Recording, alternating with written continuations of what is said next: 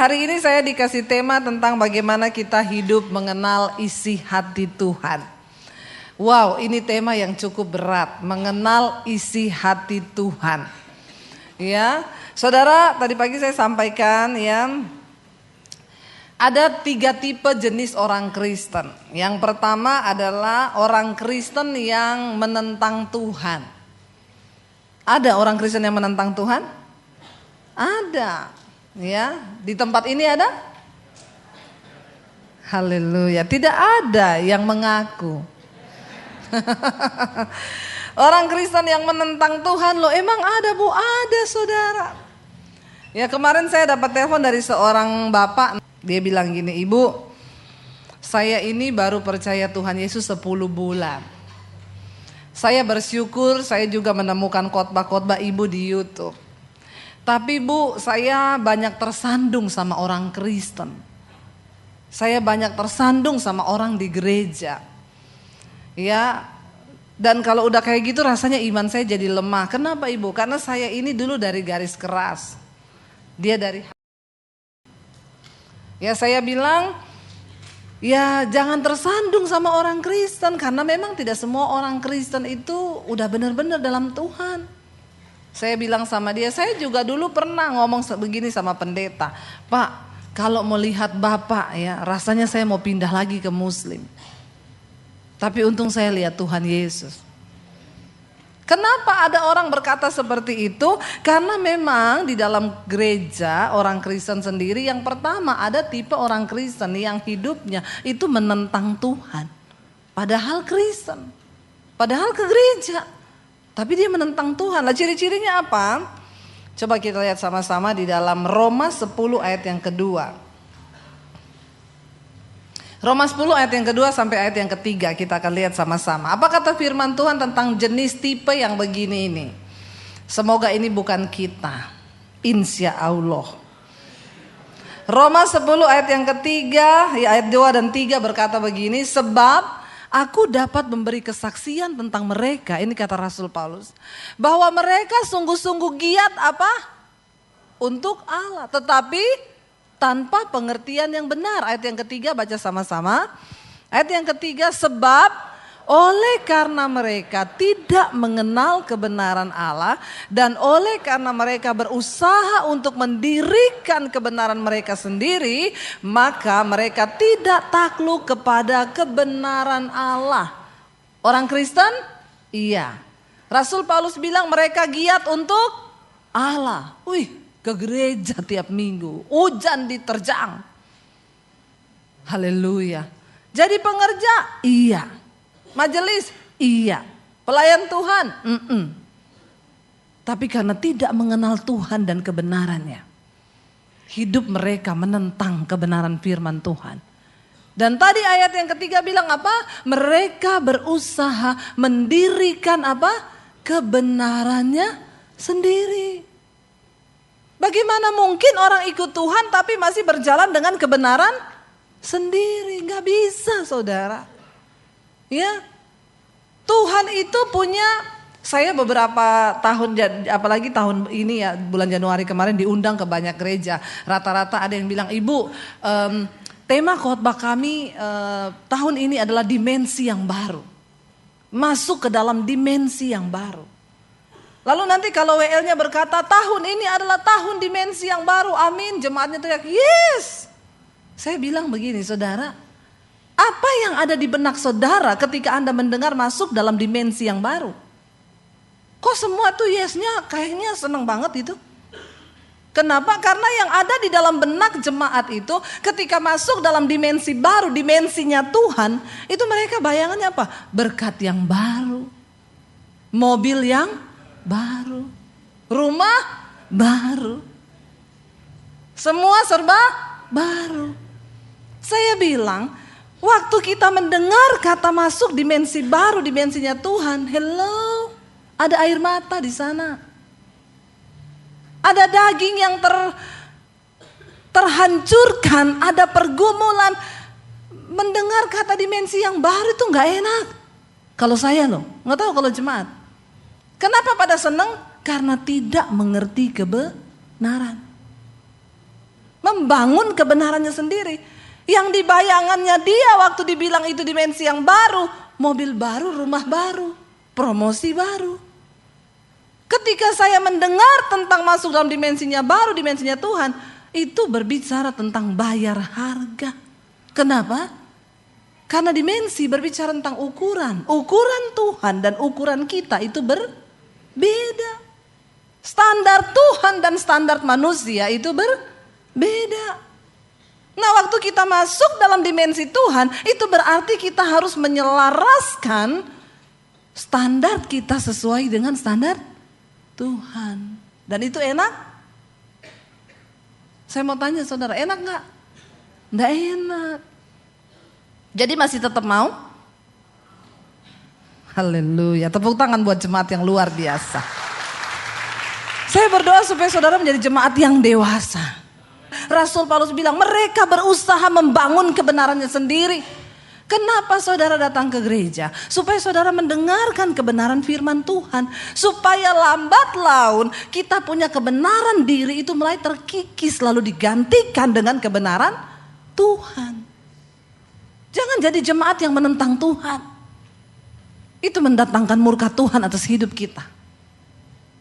Makanya ada orang-orang yang telepon konseling sama saya, Bu, saya sama suami sudah tidak cocok. Kenapa? Suami saya kasar, Bu, dia selingkuh, Bu, apa yang harus saya lakukan? Kalau kamu datang kepada saya dan bertanya seperti itu, maka saya akan kasih standar Tuhan. Mau tahu standar Tuhan untuk menghadapi suami yang seperti itu? Hai istri, jika ada seorang suamimu yang tidak bertobat, belum mengenal kebenaran, maka seorang istri yang sudah mengenal kebenaran harus memenangkan suaminya itu tanpa perkataan, hanya dengan perbuatan. Supaya suaminya melihat bagaimana saleh dan sucinya kelakuan istrinya, lalu dia tertarik untuk mengenal Tuhan.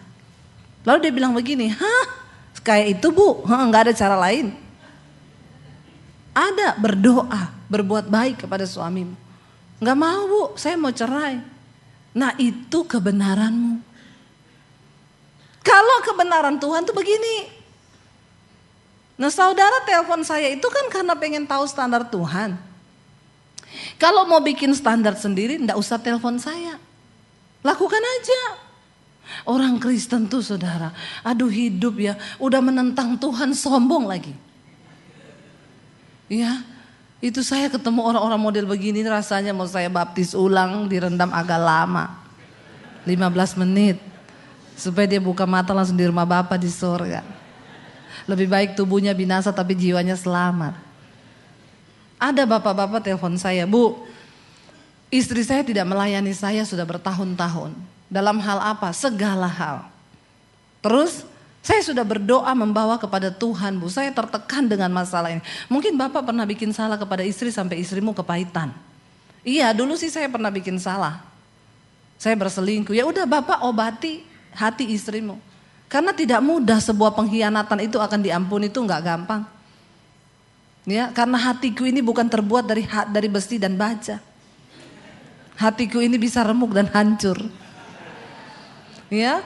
Jadi tolong Bapak itu merendah, buktikan sama istrimu bahwa Bapak sudah bertobat. Udah Bu, ya. Tapi buktinya dia juga tidak mau memaafkan saya. Ya berarti Bapak belum membuktikan secara nyata. Nggak apa-apa, pelan-pelan Pak. Jadi begini Ibu, saya kan sudah menyerahkan ini sama Tuhan. Saya bilang Tuhan tunjukkan jalanmu buat saya. Apa yang harus saya lakukan dengan rumah tangga saya. Saya berdoa begitu Ibu. Tuhan kirim wanita lain. Haleluya enggak saudara? Bikin jalan. Dulu kerja di PU Bina Marga kayaknya. Makanya sukanya bikin jalan. Saya bilang siapa yang kirim Pak? Tuhan Bu. Itu setan yang kirim. Orang Kristen sekarang suara Tuhan dibilang suara setan. Suara setan dibilang suara karena tidak mengenal kebenaran. Sukanya bikin kebenaran sendiri. Mendirikan. Itu tadi Rasul Paulus bilang kan. Mereka berusaha mendirikan kebenarannya sendiri. Ngeri gak? Saya bilang, Pak, itu bukan Tuhan yang kirim loh, itu setan. Tapi Bu, perempuan itu senasib sama saya. Dia juga disia-siakan oleh suaminya.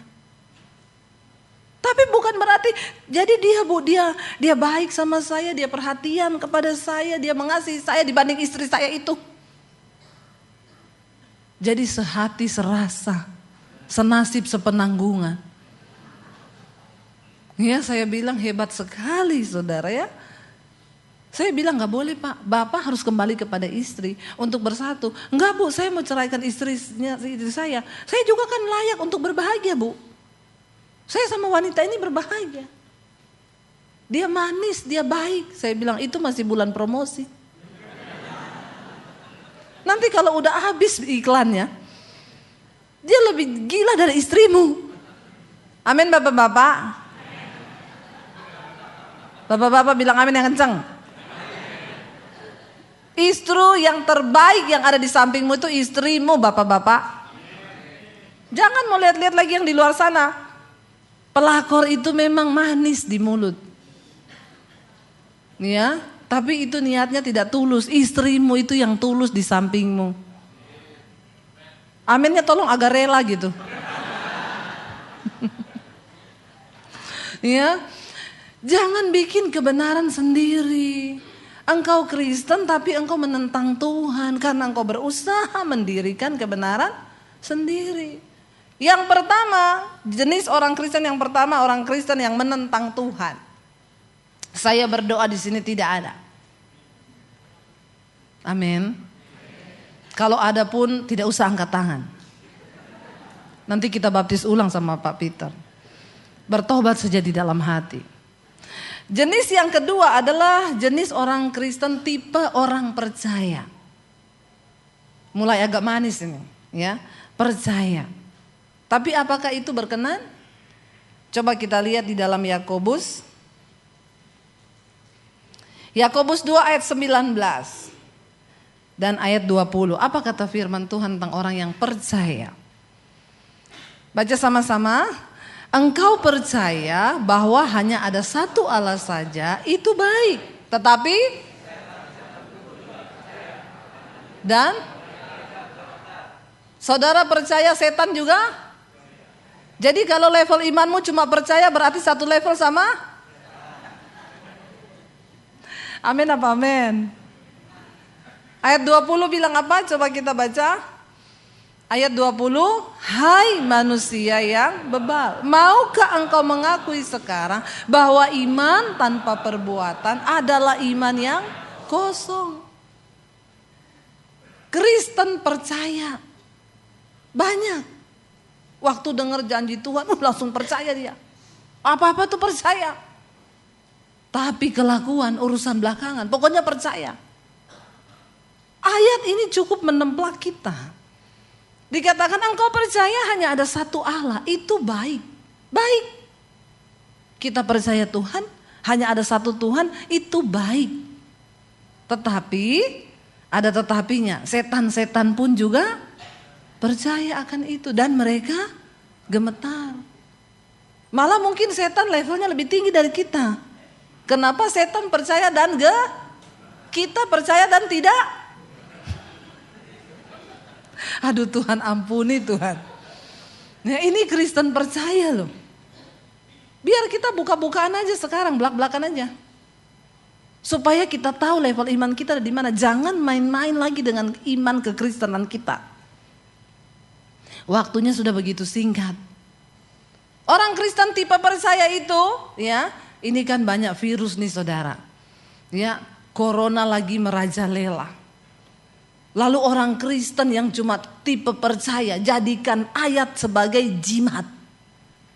Mazmur 91. Diperkatakan itu, ditulis taruh di dompet. Haleluya. Ya. Pokoknya Mazmur 91 gini loh saudara gini ya.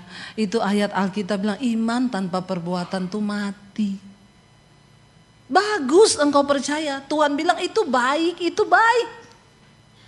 Tapi iman tanpa perbuatan itu mati. Mazmur 91 itu indah banget memang kita baca. Walau 1000 rebah di samping kanan kirimu, 10.000 di sebelah kananmu, engkau hanya akan menonton saja. Karena Tuhan melindungi engkau dalam kepak sayapnya. Wih, apabila kita berseru, dia menjawab kita, iya percaya saya. Tapi ada syaratnya. Nanti kita akan bahas setelah ini. Saya cuma lagi bahas Kristen percaya ini. Kalau dengar firman cepat dia, pendeta bilang, Anda pasti diberkati. Amin. Ya itu tadi, masuk dimensi baru. Amin. Yes. Percayanya kebablasan, non-rem. Jadi nabrak kanan kiri, nggak ngerti. Itu baik, kata firman Tuhan. Tapi setan juga percaya. Jadi jangan mau satu level sama setan. Nah ini Kristen yang ketiga ini, nah kita mau mencapai di sini adalah Kristen yang mengenal Tuhan. Mengenal hati Tuhan. Ya. Di sana dikatakan, coba kita baca sama-sama Galatia 4 ayat yang ke-8. Saudara, tahu dan mengenal itu beda. Ada banyak orang Kristen tahu tentang Tuhan, tapi hanya sedikit yang mengenal Tuhan. Kalau tahu itu cuma tahu, tapi mengenal itu punya hubungan. Ya, coba kita lihat Galatia 4 ayat yang ke-8, baca sama-sama. 1, 2, 3. Dahulu ketika kamu tidak mengenal Allah, kamu memperhambakan diri kepada Allah-Allah yang pada hakikatnya bukan Allah. Ya. Lalu ayat yang ke-9 bilang apa? Tetapi sekarang setelah kamu mengenal Allah, atau lebih baik sesudah kamu dikenal Allah, bagaimanakah kamu berbalik lagi kepada roh-roh dunia yang lemah dan miskin dan mau mulai memperhambakan diri lagi kepadanya? Orang yang sudah mengenal Allah tidak lagi melakukan perbuatan-perbuatan mengikuti roh-roh dunia yang miskin itu. Masih hidup dalam kedagingan, masih hidup dalam hawa nafsu. Ayat tadi bilang setelah kita mengenal Allah, atau lebih baik setelah Allah mengenal kita. Karena banyak orang ngaku-ngaku mengenal Tuhan, padahal tidak dikenal Tuhan. Mengerikan. Yesus berkata, nanti aku akan datang kembali. Orang-orang bilang, Tuhan aku melakukan mujizat demi namamu, aku sembuhkan orang, aku doakan orang mati bangkit demi namamu. Tuhan bilang, enya engkau, aku tidak mengenal engkau. Ada orang itu terlalu GR. Dia pikir dia dikenal Tuhan karena melakukan kegiatan-kegiatan rutinitas rohaninya tadi. Mereka giat untuk pekerjaan Allah. Yaitu yang dulu saya pernah tanya, ada sopir Grab. Dia bilang, ibu mau kemana? Mau ke gereja. Gerejanya jauh banget bu, saya pendeta. Makanya saya diundang, jauh gerejanya. Oh, dia bilang saya juga orang Kristen bu. Lah kamu nggak ke gereja? Lah kenapa ke gereja bu? Saya tuh ke gereja setahun sekali kalau Natal. Terus saya bilang, loh kamu nggak cari Tuhan? Jawabannya gini saudara, cari Tuhan. Tuhan kok dicari-cari, Tuhan itu di hati. Kayaknya berhikmat banget loh saudara. Saya dengar itu langsung kelepek-kelepek. Wih, mantap ini orang ya. Keren loh. Ya. Iya saudara, langsung dia skakmat saya. Saya bilang, lah enggak ke gereja bang. Ngapain ke gereja bu? Cari Tuhan. Tuhan kok dicari-cari. Tuhan itu di hati. Terus dia sambung, saya bu, walaupun mabuk, saya putar lagu rohani.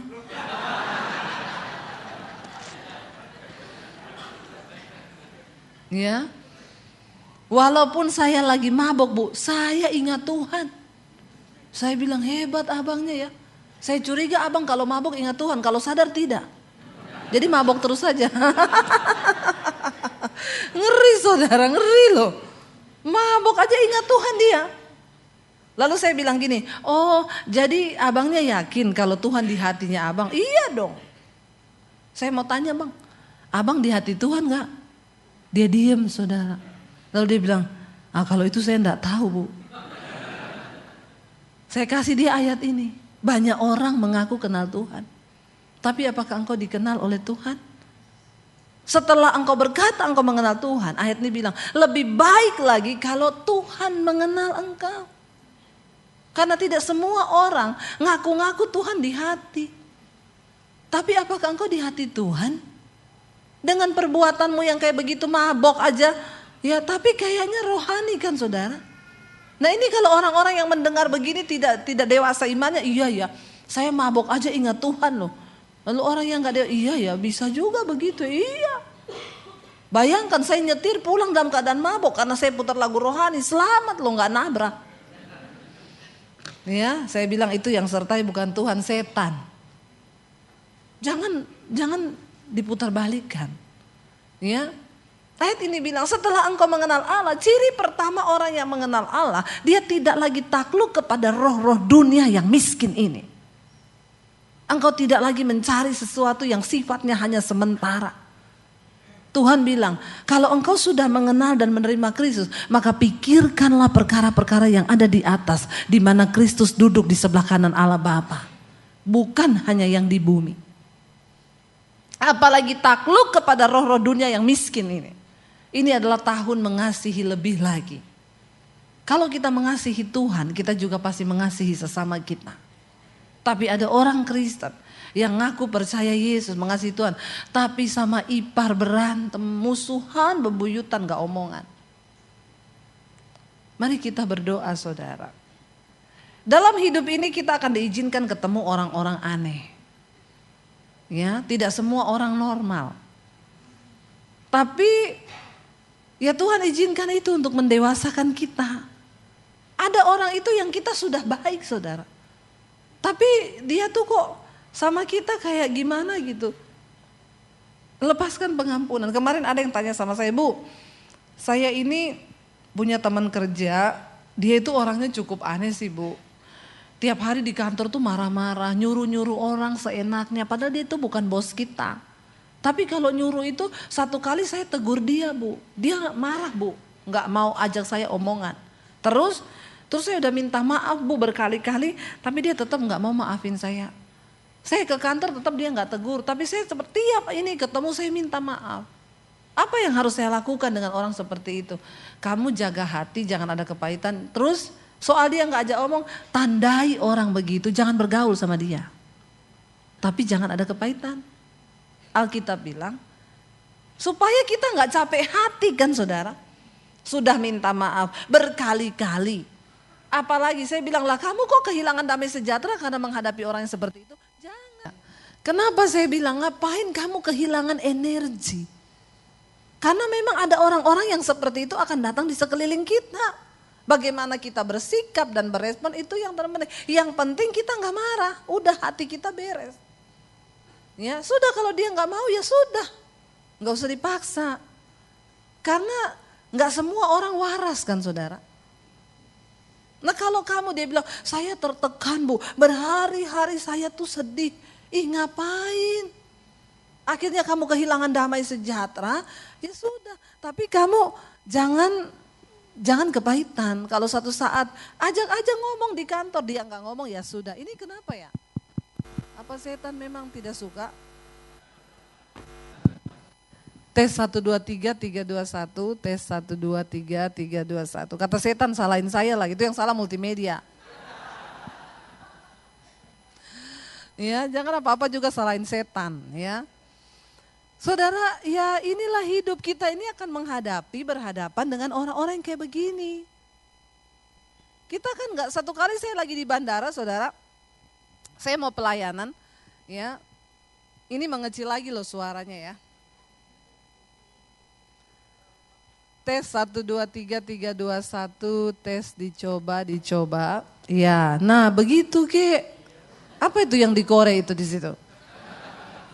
Tepuk tangan buat multimedianya. Haleluya. Saudara, satu kali saya di bandara mau pelayanan ke Batam. Ya, karena tiba-tiba di bandara tuh saya pusing ya, lalu saya mampir ada kafe di situ. Saya mampir di kafe, saya pesen roti saudara, ya sama kopi. Saya duduk di situ karena masnya bilang begini, rotinya ini ya Bu, iya. Berarti kan itu punya saya kan. Bayar dulu Bu, saya bayarlah ke kasir kan. Dia tanya mau dipanasin Bu, iya panasin dulu aja karena saya mau langsung makan. Oh iya tunggu ya.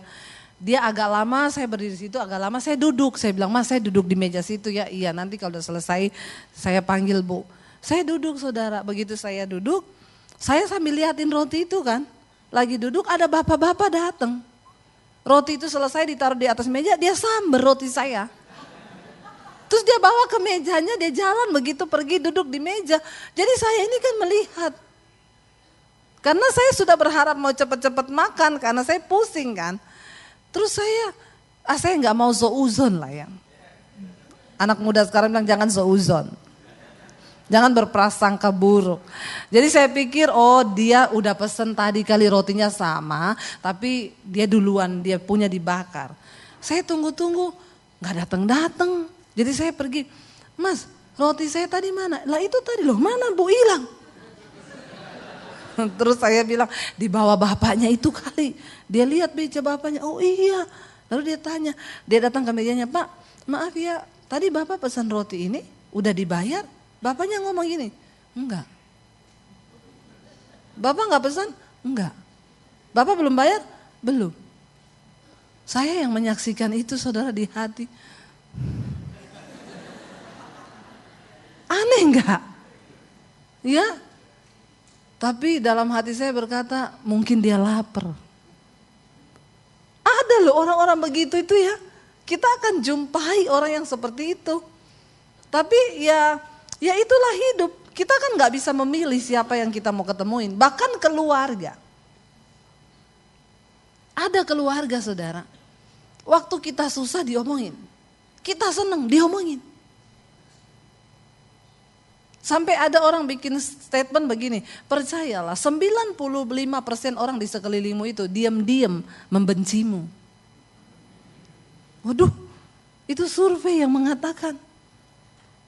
Kita susah, diomongin. Kita seneng, diomongin.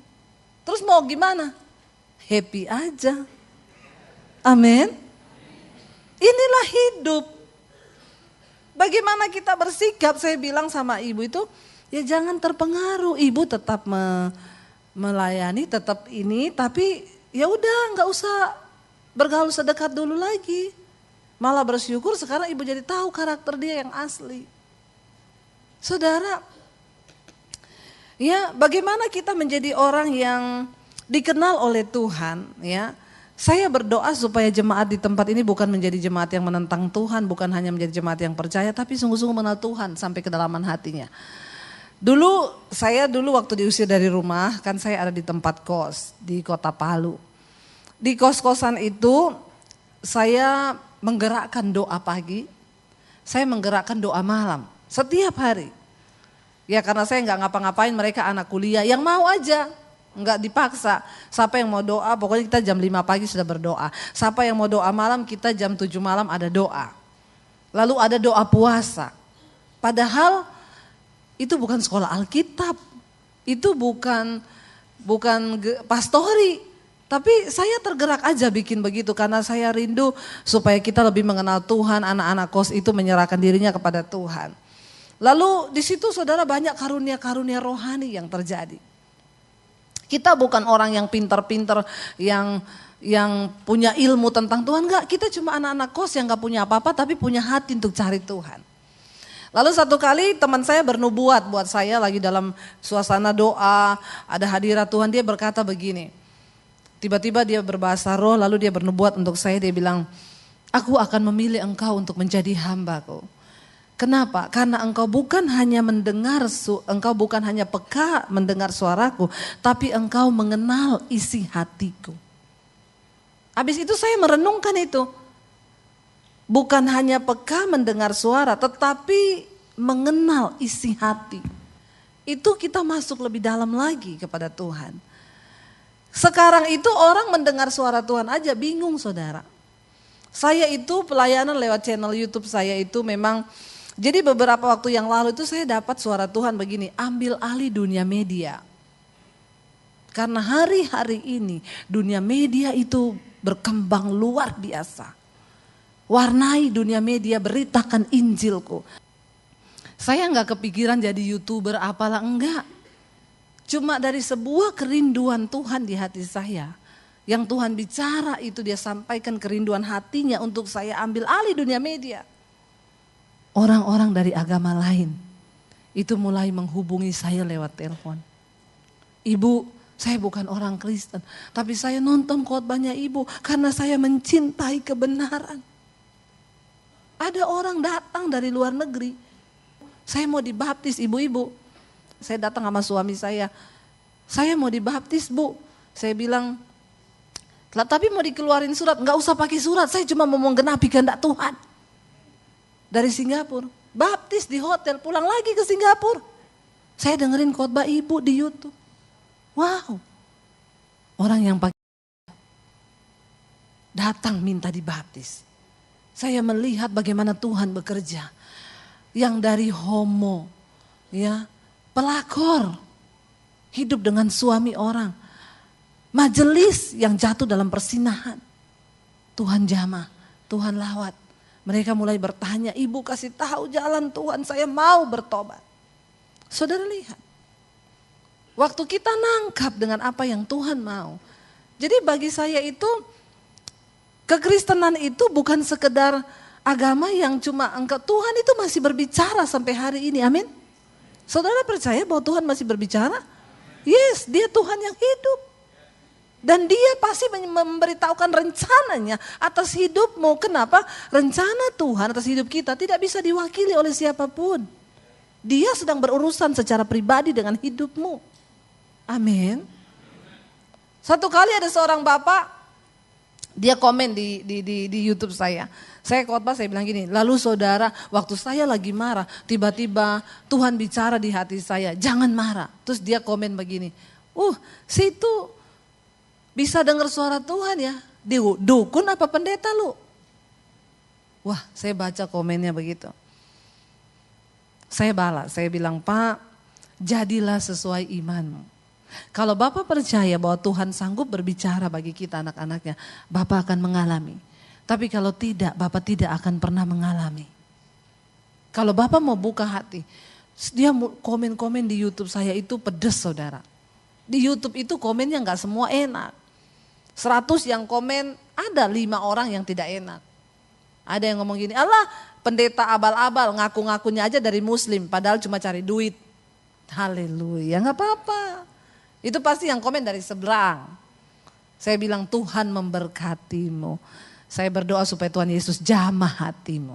Karena YouTube lintas agama, lintas budaya. Di kamar tidur dia dengar, dia komen begitu tapi dia dengar kan khotbah saya. Haleluya enggak? Puji Tuhan. Yesus bilang yang penting dia dengar dulu. Karena firman Tuhan tidak pernah kembali dengan sia-sia. Ada yang komen, pendeta pinter ngomong padahal tidak menjadi pelaku firman. Kenapa rambutnya pendek? Haleluya.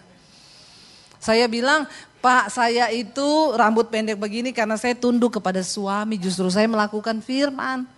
Kenapa? Suami saya gak suka saya rambut panjang, gak boleh. Berapa kali saya coba panjangin, baru segini dia bilang potong. Please saya pengen panjang, gak usah, gak bagus, kamu cantik pendek. Jadi dia kalau belai gak usah panjang-panjang, cuma cukup sayang. Kalau pendek kan belayannya panjang, kalau panjang kan sayang ya. Kalau gini kan cuma sayang, udah selesai, gak alay lebay. Ya, sampai dulu saya saking pengen rambut panjang, saya pergi hair extension saudara. Saya pikir gini, mungkin karena dia belum lihat saya rambut panjang. Jadi dia gak bolehin. Tapi kalau dia sudah lihat pasti dia bolehin. Anak saya 3 perempuan rambutnya panjang semua. Iya mam, kita dukung mami. Cepet sambung rambutnya mam. Saya pergi ke salon, nunggu berjam-jam saudara. Dengan harapan bikin surprise untuk suami. Rambut saya disambung sampai panjang. Udah mirip Arsyanti. Masalah buat lo. Kayaknya ketawanya mengejek loh. Udah kriwil-kriwil saudara. Saya pulang anak saya. Mami cantik banget. Saya gini, iya dong. Princess. Lalu masuk rumah, suami saya lihat saya. Dia teriak. Hah? Saya bilang, cantik kan saya? Kayak bencong. Aduh, tidak seindah. Dia langsung bilang gini, sekarang juga balik copot. Anak saya yang nangis yang kecil, ih papi please deh, mami tuh cantik tahu rambutnya panjang. Saya bilang iya say, aku udah seharian loh ini pasang ini, masa balik lagi di sana. Please saya bilang sebulan deh. Kata anak saya, iya pap sebulan aja. Dia bilang ya udah.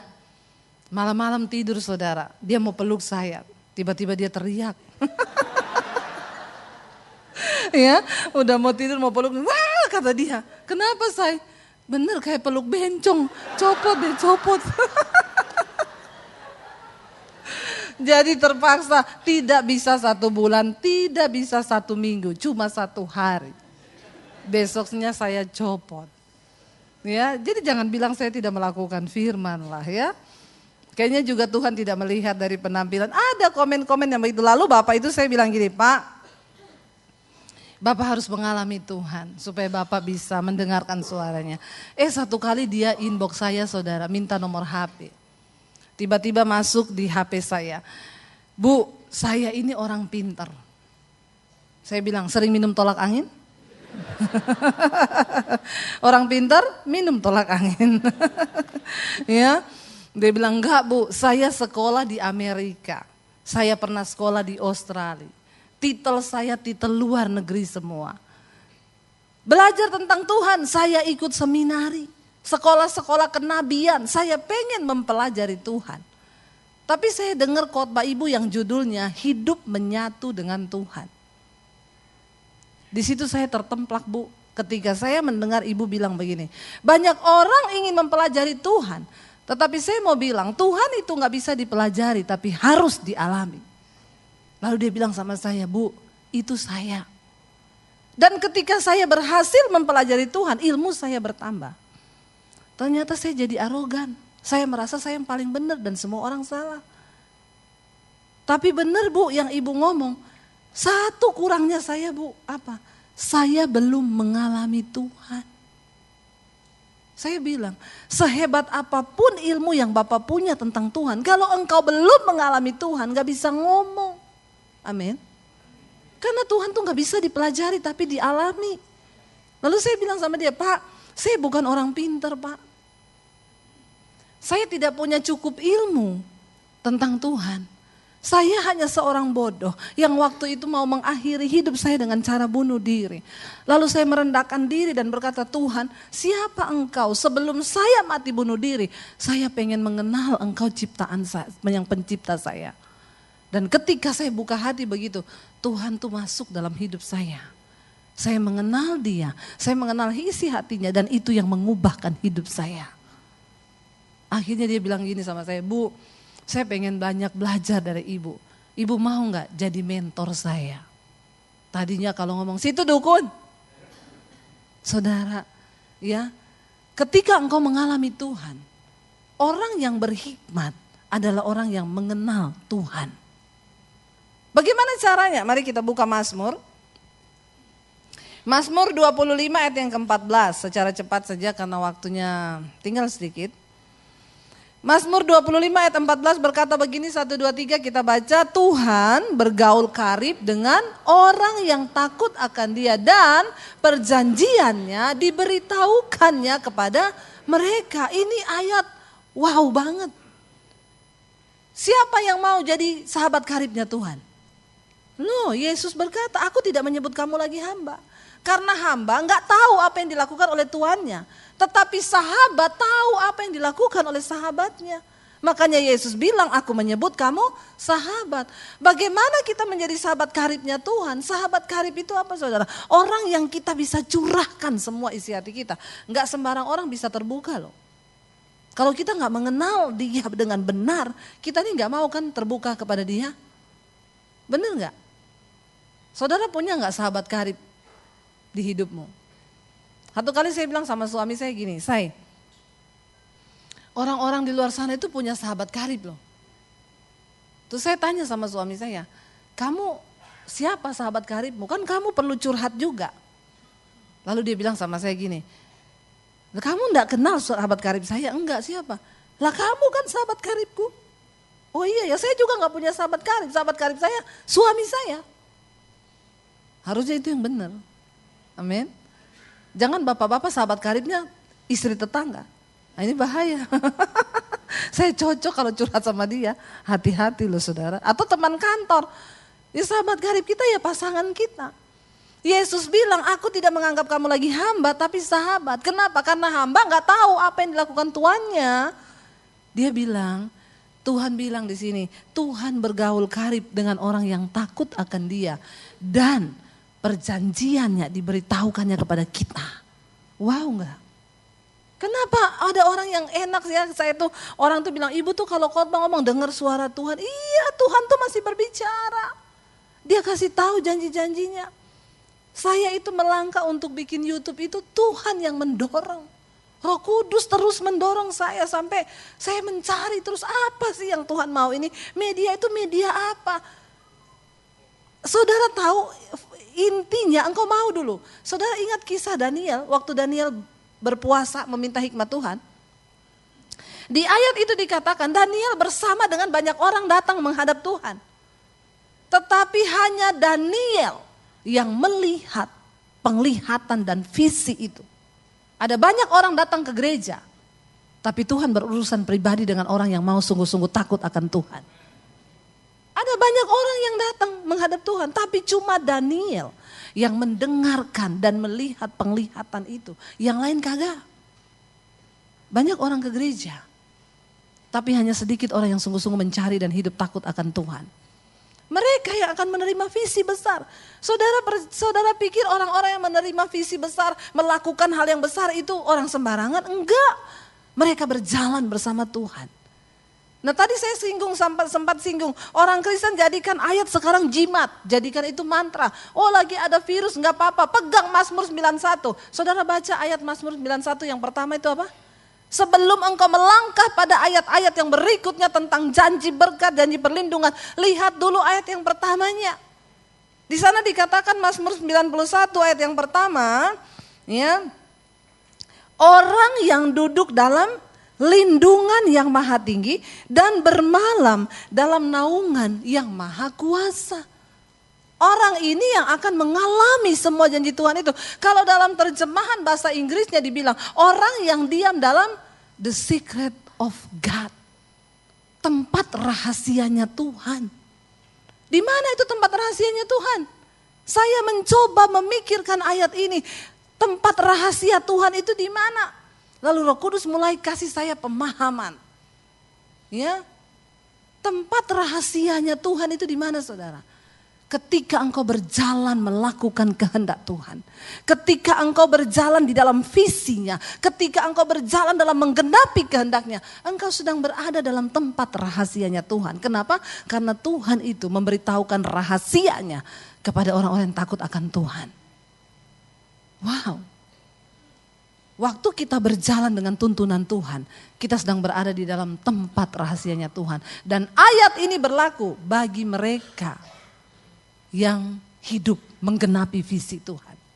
Yang hidup menggenapi kehendak Tuhan. Waktu kami kecelakaan mobil satu keluarga.